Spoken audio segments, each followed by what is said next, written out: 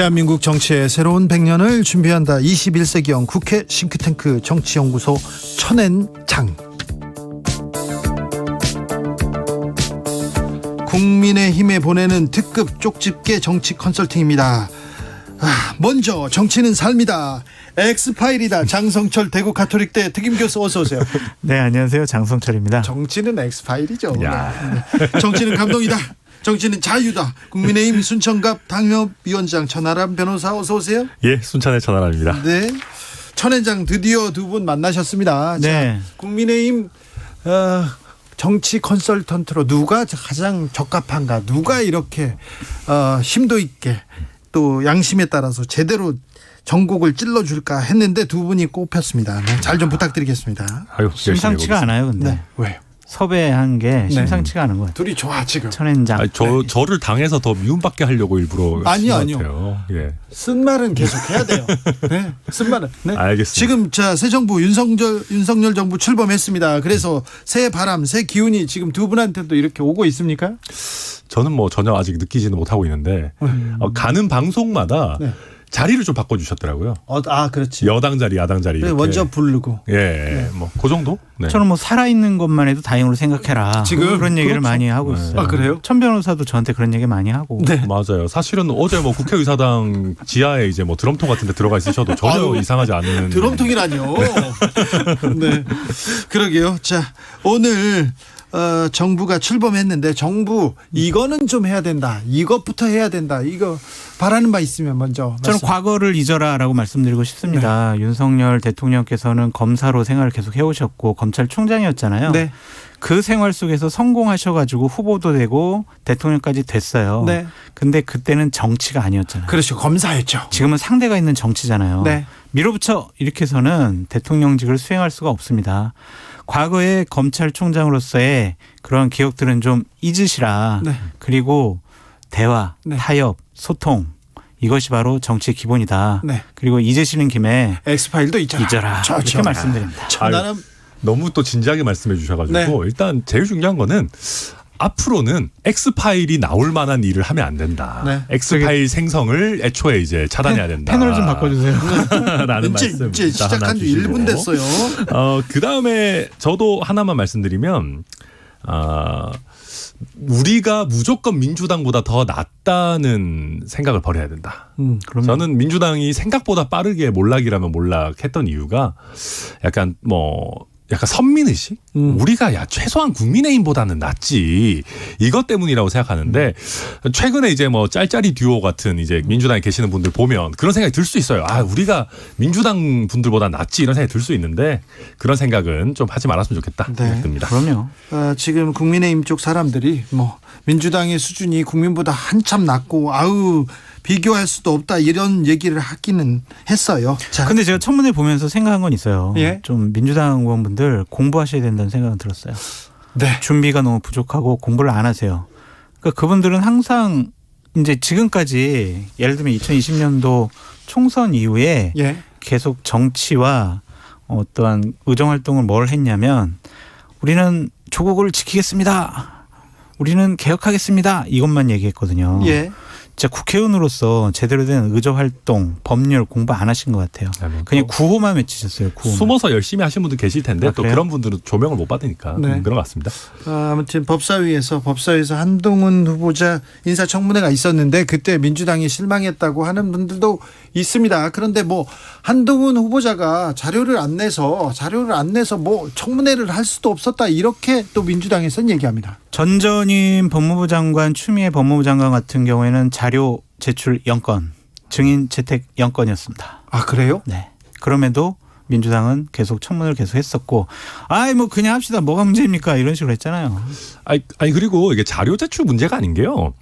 언론에 이미 나와서 예를 들면 한겨레에서도 보도를 했다가 다시 접은 거를 또 얘기하시고 이런 것들이 있었어요. 그 한국 3M 같은 게 대표적인 것 같은데, 그러니까 최소한의 그 가능한 수준에서의 팩트 체크도 안 한 것들이 너무 많아서 저도 네. 보면서 재미는 있었지만 저런 분들이 막 검수완박법 이런 거 통과시킨다고 생각하니까 좀 약간 소름 돋더라고요. 네.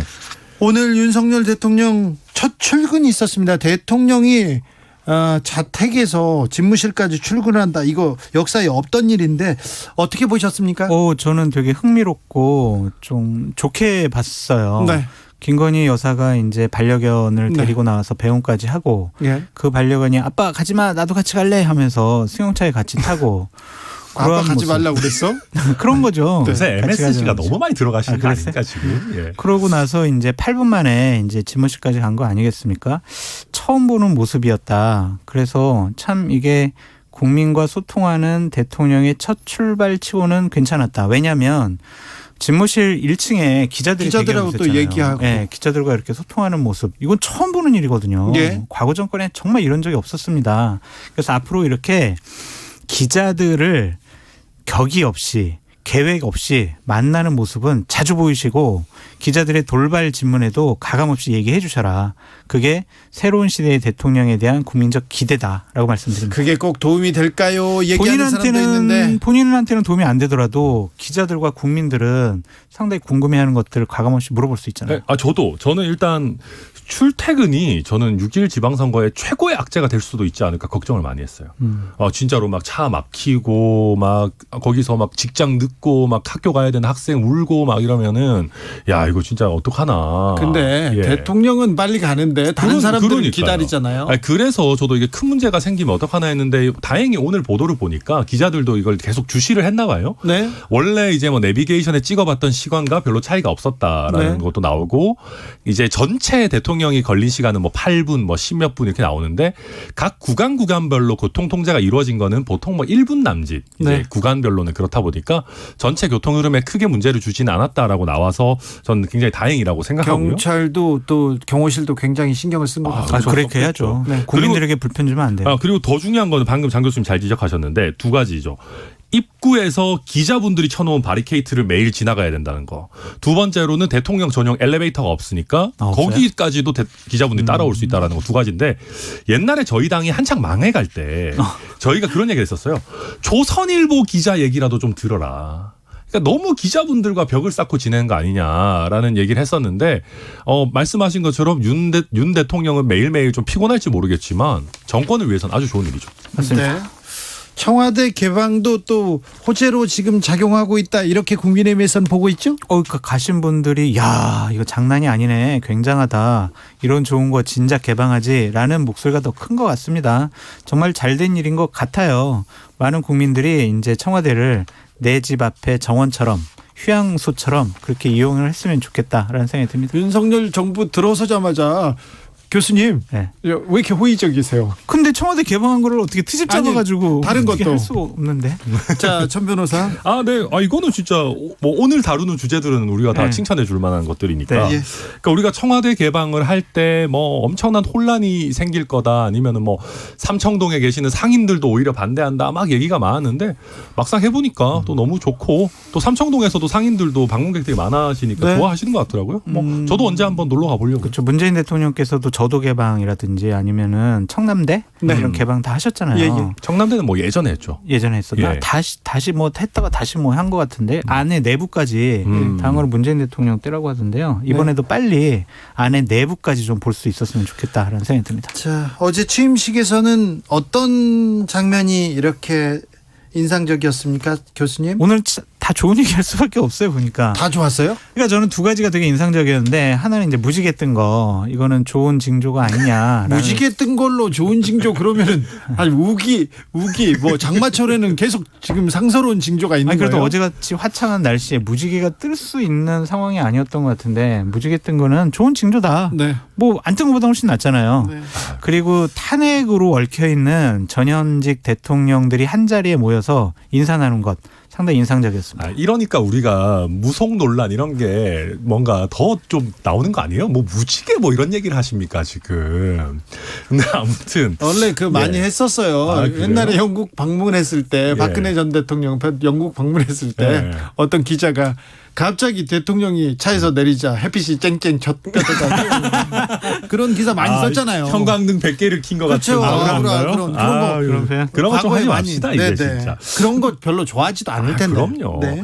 저는 뭐 재밌게 본 거는 그 취임사 하실 때 뒤에 배경에 이준석 대표랑 박지원 비대위원장이 네. 있었잖아요. 굉장히 또 젊은 사람들이 뒤에서 이렇게 있으니까 좀 신기한 느낌이 들었고요. 네. 그다음에 이제 전직 대통령 얘기야 우리 많이 했으니까 그런데 저는 박근혜, 이준석 이 두 분이 한 샷에 잡힐 때도 좀 신기하더라고요. 네. 10년 전에 비대위원장과 그 비대위원으로 만나가지고 이제 그리고- 10년 흘러가지고 그리고 또 탄핵의 강을 건넌 또 그렇죠. 이준석. 네. 뭐 아무튼 좀 신기하긴 했습니다. 그 옆에 김윤옥 여사도 보이고 뭐 여러 많은 인상적인 장면이 있었습니다. 조금 안타까운 거는 권양숙 여사께서도 참석을 해주셨으면 얼마나 좋았을까 네. 그런 아쉬움이 있더라고요. 건강이 안 좋아서 못 네. 오셨다고 합니다. 김한수님께서 민주당이 협치를 좀 먼저 하세요. 자료가 없으면 어떻게 청문회 합니까? 이렇게도 합니다. 조성빈님 기자들이 가까이 있다고 제대로 물어볼 수 있을까요? 기자들이 제대로 물어봐야 됩니다. 물어봐야죠 이제. 그 청와대에 출입하는 기자들의 연조는 거의 반장급이에요. 그렇기 때문에 제대로 네. 물어볼 수가 있다라고 말씀드립니다. 물어봐야 됩니다. 아, 국민을 대표해서 그 발언권을 갖고 질문하는 기회를 갖기 때문에 하나만 더 말씀드릴게요. 대통령이 가장 불편해하고 대답하기 힘들어하는 질문을 위주로 했으면 좋겠다라고 말씀드립니다. 그러면 국민들이 응원할 겁니다. 네. 자, 지방선거로 넘어가 볼까요? 벌써요? 지방선거. 왜? 지금까지 너무 호의적이었잖아요. 네. 이제 충분했잖아요. 지방선거로 갑니다. 인천 계양을 자 표적 공천하겠다. 우리는 자객을 보내겠다. 이렇게 했는데 그러지 못한 것 같아요. 저는 이준석 대표가 나갔으면 얼마나 좋았을까라는 생각을 갖고 있어요. 그러게요. 네, 제가 페북 SNS에도 올렸었고 한데 본인은 그런 얘기 많이 나왔어요. 네, 노원을 지키겠다는 생각이 강한 것 같습니다. 이준석 대표 정도의 급이 아니면은 지역 밀착형 인사 그 지역에 계속 당협위원장 했던 분이 나가는 것이 또 두 번째 가장 적절한 선택이 아니었느냐라는 네. 생각이 들어요. 아유 뭐 거기는 이제 상계동의 진심인 남자니까. 예, 뭐 지난번에 종로도 안 나갔는데 뭐 이번에 계양은 애초에선 나갈 생각이 전혀 없었다고 보고요. 종로는 못 나간 거고요. 아, 그럴까요? 아니, 네. 뭐 모르죠 그거는. 네. 네, 아무튼 이제 그 지금 그래서 이제 우리 윤형석 당협위원장 카드를 꺼내 들었는데 저는 윤희숙 카드보다는 훨씬 낫다고 생각합니다. 그렇습니까? 왜냐하면 윤희숙 카드는 똑같이 두 가지 비판점이 있어요. 네. 첫 번째 정치적 휴지기가 너무 짧다. 네. 이분도 이제 사퇴하신 지가 얼마 안 됐잖아요. 사실 21대 국회에서. 네. 근데 이재명 후보께서 아무리 뭐 박빙이었지만 대선 패배하고 너무 얼마 안 있다가 2달 만에 나오는 거에 대한 비판이 있고 또 두 번째는 연고가 너무 없는 거 아니냐라는 비판이 있는데 두 개가 또 공통적으로 들어가는 거니까 저도 뭐 윤영선 공천은 잘 됐다 이렇게 봅니다. 그렇습니까? 그리고는 지방선거 판세 어떻습니까? 지금 국민의힘이 좀 여유롭죠? 국민의힘은 두 자리 숫자를 이길 것 같아요. 대략 18개 시도에서 네. 두 자리 숫자일 것 같고. 어디 우세로 지금 꼽고 있습니까? 우세하지 않은 곳을 먼저 말씀드리면 전남, 전북, 광주, 제주 요 정도 한 4개 정도는 국민의힘이 이건 조금 많이 힘들지 않을까. 나머지는 자신 있다. 아니요, 나머지 박빙인 데가 있죠. 예를 들면은 경기도 같은 경우에는 네. 박빙일 거고요. 그래도 이재명 고문께서 출마하신 인천 같은 경우도 현재 여론조사를 보면 국민의힘이 좀 앞서고는 있는데 이재명 바람이 불면 여기도 박빙으로 돌아갈 수 있을 것 같고요. 이재명 바람이 불까요? 불 수가 있겠죠. 왜냐하면은 전국 단위 선거가 아니긴 하지만 이분은 이제 대통령급의 인물이잖아요. 그렇죠. 그런 분이 우리 지역에 출마했다는 것 자체만으로도 그 지역에 있는 민주당 지지층들을 상당한 수준으로 결집할 수밖에 없어요. 예. 그리고 좀 호의적인 중도층 같은 경우도 좀 안쓰럽고 동정심도 있어서 네. 나와서 선택할 수 있다라는 좀 생각이 들고요. 세종 같은 경우에도 뭐 민주당이 좀 우세해 보이고 이렇게 되면 박빙 그리고 절대 우세 지역 합쳐보면 대략 민주당에서 한 7개 정도 하지 않을까 싶습니다. 그러니까 일단 뭐 저는 뭐 우선 제가 순천에서 정치하고 있는 입장에서 이정현 후보가 전남에서 기적을 써주기를 바라고요. 그 차치하고 그 다음에 이제 저희가 봤을 때는 그럼에도 불구하고 민주당이 만만치 않을 거라는 생각이 들어요. 왜냐하면 전부 현역뿐만 아니라 기초광역 의원들이 거의 다 민주당이고 맞아요. 대선보다 투표율이 낮은 지선의 어떤 특성을 봤을 때 조직력을 무시할 수 없는 상황이거든요. 그래서 저는 그 이재명 후보께서 인천 계양에 출마하시는 것도 비슷한 관점에서 보는데 일반 국민들이, 그러니까 일반 인천 시민들이 야, 이재명 후보가 개항으로 왔으니까 우리 이재명 후보 찍어야지. 저는 이런 사람 별로 없을 거라고 생각해요. 근데 민주당 인천시당은 엄청 긴장할 겁니다. 왜냐하면 이번에 인천을 내주게 되면 뭐 어마어마하게 당 입장에서 타격이 크게 되는 거니까. 이재명 후보도 타격이 있죠. 예, 그래서 그런 긴장감들이 저는 막판의 변수가 될 수도 있지 않을까. 그래서 국민의힘도 긴장을 풀면 안 된다. 그런 생각입니다. 서울은 어떻습니까? 서울은 여유 있지 않을까요? 오세훈 후보가 안정적으로. 네. 네. 그러니까 송영길 후보가 너무 후보 과정 중에서 상처를 많이 받았어요. 20일 동안 완전 난탈당한 거죠. 컷오프 하네 안 하네, 경선 하네 안 하네, 뭐 출마시키네 안 시키네, 뭐 다른 계파에서는 왜 송영길을 왜 나가만, 너무 상처를 많이 받아가지고 본선 뛰기 전에 체력을 다 소진했습니다. 저는 그 중에 백미는 송영길 후보께서 본인 입으로 어차피 누가 나와도 오세훈은 못 이긴다 그랬잖아요. 그러니까 물론 그게 이제 본인의 그 의도의 순수성을 부각시키기 위한 말씀이긴 했지만, 아니 본인 입으로도 오세훈 못 이긴다고 하셨으니까 뭐 하여튼 아마 그렇게 되겠죠. 제일 관심 있는 지역은 경기도, 그리고 충남, 충북 네. 이 정도 같아요. 여기 충남, 충북도 계속 여론조사 때마다 엇갈리더라고요. 봐야 될 것 같아요. 경기도 박빙입니다. 박빙이죠. 누가 이긴다고 장담 못합니다. 못해요. 네. 그러니까 이 경기도 선거가 상당히 중요한 게 뭐냐면, 경기도 오지사가 누가 되느냐에 따라서 경기도의 지방자치단체의 단체장, 그리고 거기에 시의원들, 와, 이분들이 완전 초미의 지금 관심사예요. 또 어떻게 될지. 네. 그러니까 이런 부분 같이 지켜봐야 될 것 같은데. 근데 아무튼 국민의힘은 굉장히 여유롭습니다. 왜요? 근데 뭐 경기에 관해서는 저희가 전혀 네. 여유롭지 않고요. 그러니까 뭐 당에서 어떤 하나로 뭐가 성공이다, 그러니까 뭐가 우리 지방선거 승리다라고 정해놓지는 않았지만 대체적인 생각들이 그런 것 같아요. 한 9개 이상 이기고, 그리고 그 9개 중에 경기가 포함돼 있으면 대박이다. 그리고 만약에 우리가 서울, 경기, 인천을 다 싹쓸이 한다면 이거는 진짜 초대박이다라고 정도로 보고 있는 것 같아요. 그러면은 네. 이재명 후보 같은 경우에는 8월달 전당대회에 출마하는 것까지도 상당히 위태로울 수가 있어요.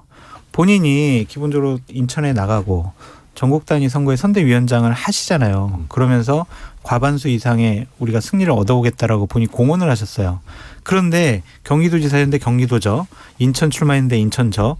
이렇게 되면은 정치인 기반이 완전히 흔들려 버리거든요. 그러면은 상당히 위태로운 처지로 전환된다. 네, 근데 뭐 워낙 또 그 대선 주자급 인지도를 가진 분이시니까 한 1, 2년 쉬셔도 괜찮죠. 뭐. 또 쉬어요? 네. 쉬지는 않을 것 같습니다. 네, 쉬지는 않을 것 같아요. 8월달에 무조건 나오시겠죠. 8월달 전당대회가 그렇다고 해서 큰 변수가 있으리라고 생각되지도 않습니다. 윤석열 정부 좀 이야기 이어가겠습니다. 지금 일단 인사청문회고 총리 그리고 장관 후보자들 임명해야 되는데 어찌 돼가고 있습니까? 일단 기본적으로 좋든 싫든 거대 야당 민주당하고 얘기를 좀 더 해야 될 거 아닙니까?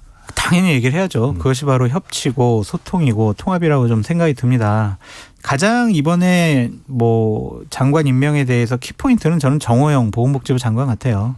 그러니까 자진 사퇴 시키든 지명 처리를 하든 이게부터 풀려야 좀 총리 좀 인준 좀 해주세요 라든지, 아니면 한동훈까지는 우리가 어쩔 수 없이 임명해야 되니까 정호영에서 우리 협상합시다, 이렇게 해야 되는데, 저는 이랬으면 좋겠어요. 윤석열 대통령의 가장 큰 장점이 뭐냐면 사람들과 같이 식사를 하면서 반주라도 한잔 하면은요, 인간적인 매력을 확 발산할 수 있거든요.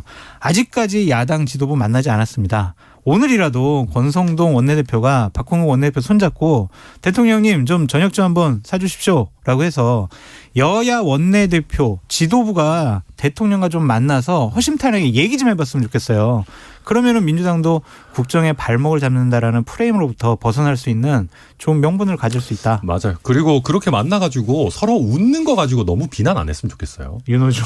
윤호중 비대위원장이 뭐 그 김영건희 여사랑 뭐 좀 웃었다고 또 뭐 지지층에서 비판하고 한다는데. 근데 그건- 위태로워 보여. 아니 만나서 웃는데 그 뭐가 잘못입니까? 만나서 울어요 그럼? 그러니까요. 만나서 네. 뭐 이상 씁니까? 아니, 근데 위태로워 보여. 네, 그렇게 비판하는 사람들이 아주 일부 있고요. 그렇겠죠. 아주 조금 있고요. 조금이에요? 네. 아무튼 저도 교수님 생각에 동의하고요.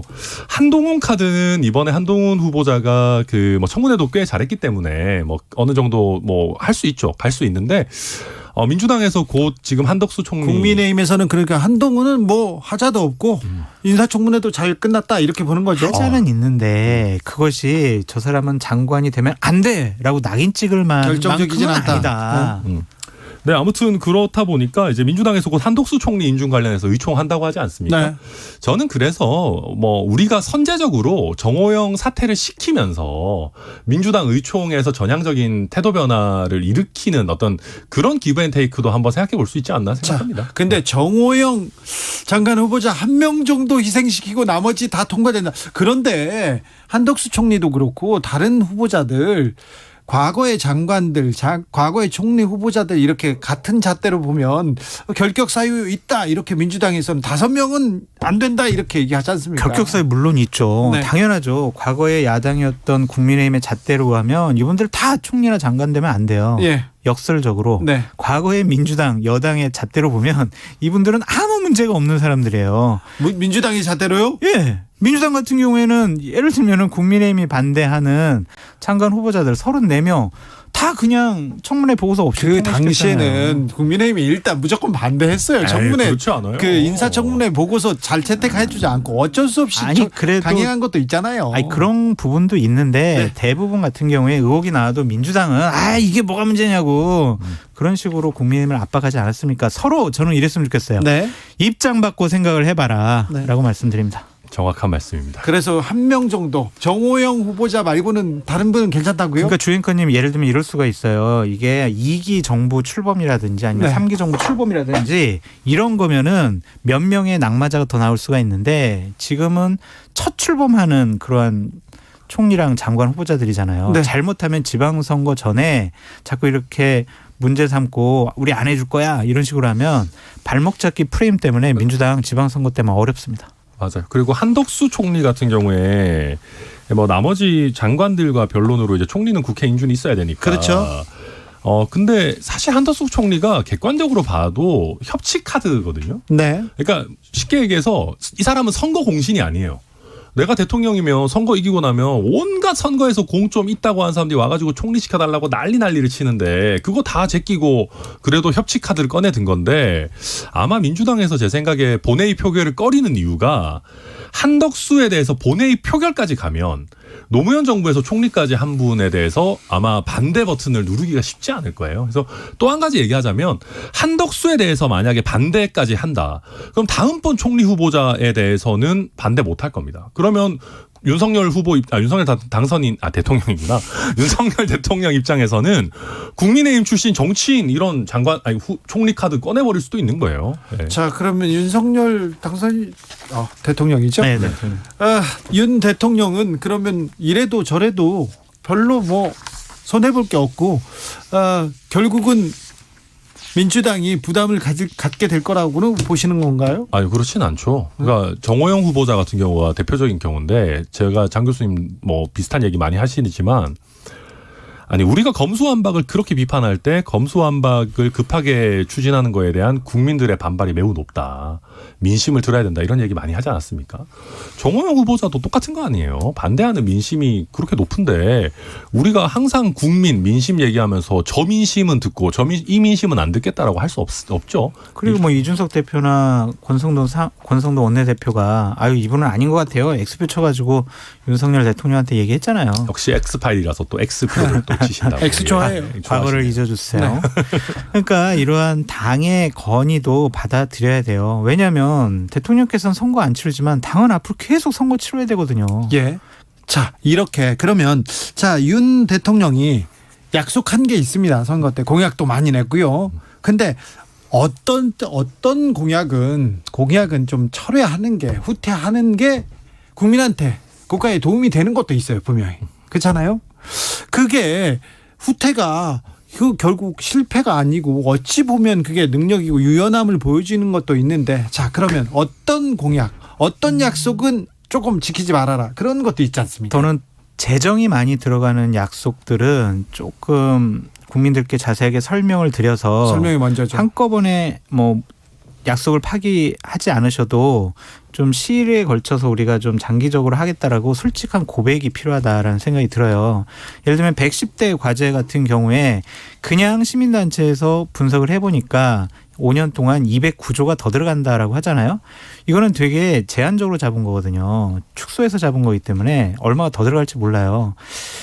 그 110대 과제 거기에 나오는 것에 보면 재정 준칙을 지켜서 재정 건전성을 확보하겠다. 이게 윤석열 정권의 가장 중요한 책무 중에 하나다라고 했는데 돈이 더 많이 들어간단 말이에요. 이런 부분, 이런 모순을 어떻게 해결할 것이냐. 돈 문제와 관련해서는 상당히 좀 축소해서 말씀드리고 공약을 좀 다시 여당과 지금 정부에서 추경 얘기하고 지금 소상공인 600만 원 지급하기로 했습니다 하면서 계속 이제 추가 재원 어떻게 할 것이냐 그게 그 숙제가 될 거예요. 네, 그 뭐 추경해야죠. 또 추경호호니까 추경 잘하지 않겠습니까? 근데 이제 그 아마 민주당에서도 이거는 그 소상공인에 대한 온전한 손실 보상은 계속 공통적으로 얘기를 했던 거기 때문에 뭐 하지 않을까 싶고요. 물론 재정 건전성 중요합니다. 특히 저희 당이 그런 거 맨날 강조했던 정당인데 그럼에도 불구하고 코로나 손실 보상 같은 경우는 우리 사회 전체를 위해서 자영업자분들이 너무 많이 희생하신 거니까 이 부분은 저는 좀 재빠르게 600만 원 이상 뭐 보상하는 거 좋다고 봅니다. 근데 그 민주당 딜레마예요. 지방선거 전에 야 그래 국민의힘이 해달라는 대로 해주면 오로지 또 공은 국민의힘에 돌아가고 그렇죠. 안 돼. 그러면은 국민의힘에서 쟤네들 때문에 민주당 때문에 여러분 손실보상 못 해드려요 라는 프레임에 가둬버리면 지방선거 때 민주당으로서는 유리할 게 없거든요. 저희가 딱 지난 총선 때 그렇게 당했죠. 저희가 그래서 이제 처음에 반대했다가 나중에 또 갑자기 황교안 대표가 더 줄게 막 이랬다가 뭐 왔다 갔다 해가지고 표 다 깎아먹었죠. 그때. 그러니까 상당히 딜레마 될 것 같아요. 네. 표정이 밝습니다. 아니 근데 민주당은 방법이 있죠.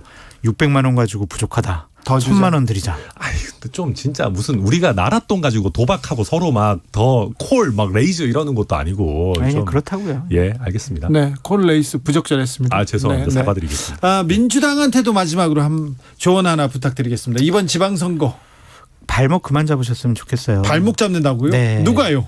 그러니까 기본적으로 이 인사청문회를 갖고 몇몇 예를 들면 5명 아까 부적격을 내세웠는데 그런 것은 과거에 자신들이 집권 여당일 때 장관 후보자들을 옹호했던 모습을 되돌아봐라라고 말씀을 드리고 처음에는요 그냥 좋다 당신들 책임 그냥 도저히 안 되는 정호영 같은 사람 정도는 우리가 반대하지만 한동훈도 안 돼 또 다른 사람 누구도 안 돼 이런 식으로 하면은요 발목 잡기 프레임에 갇힐 수밖에 없어요. 그러니까 처음에 그냥 화끈하게 그래 한번 해볼 대로 한번 해보세요. 밀어주세요 그냥. 너무 훌륭한 말씀이라서 뭐 보탤 말이 없는데 그렇게 안 할 겁니다. 만약에 민주당이 그렇게 할 수 있는 쿨한 정당이었으면은 지금보다 훨씬 더 많은 국민들의 뭐 지지와 성원을 받았겠죠. 저는 그렇게 못할 거라고 보고 발목을 잡으려면 잡을 수 있는데 이왕 잡을 거면 아주 깔끔한 태클 했으면 좋겠다라는 생각입니다. 지금까지 장성철 천하람 장성철 두 분의 정치 컨설팅 들었습니다. 감사합니다. 감사합니다. 네, 감사합니다. 저는 잠시 숨 돌리고 6시에 2부 이어갑니다.